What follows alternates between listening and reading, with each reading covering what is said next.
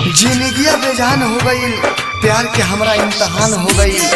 अब जियला से कौन फायदा बा, अब एक पल भी जियल हमरा खातिर मौत के समान हो गई, मौत के समान हो गई, मौत के समान हो गई। संगही पढ़ले स्कूलिया में,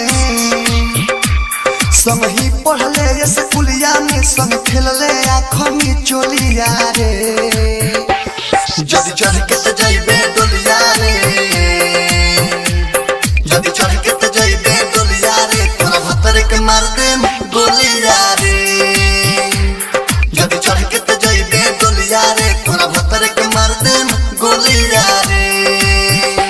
संगही पढ़ले स्कूलिया में।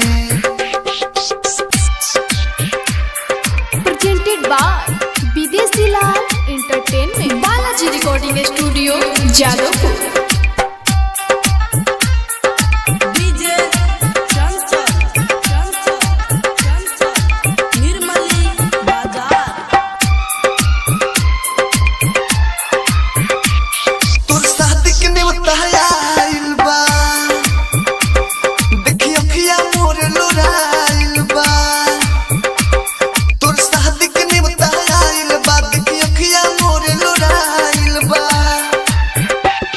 पगला जाइब हम तुहरा बिन, पगला जाइब हम तुहरा बिन, बड़ी याद आई तोर बोलिया रे।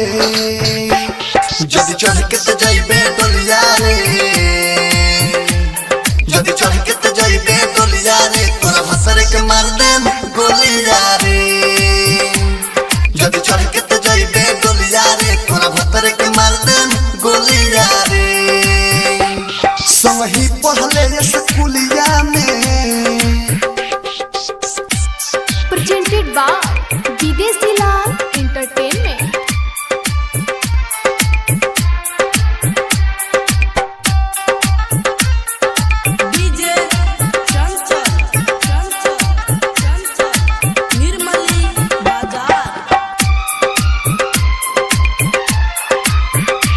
शादी शमशान बना दे हाब, तोर हस्ती सारा मिटा दे हाब।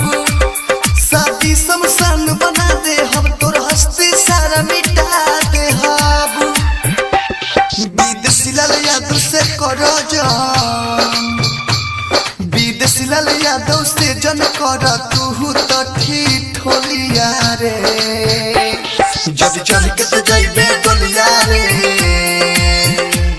जदी चढ़ के त जाइबे डोलिया रे, तोरा भतर के मार देम गोलिया रे।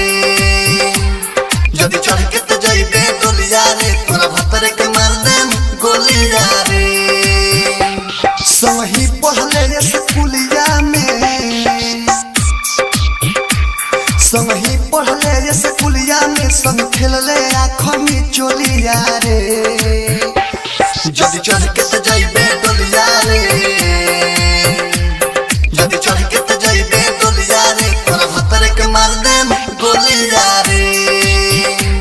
जदी चढ़ के त जाइबे डोलिया रे, तोरा भतर के मार देम गोलिया रे। संगही पढ़ले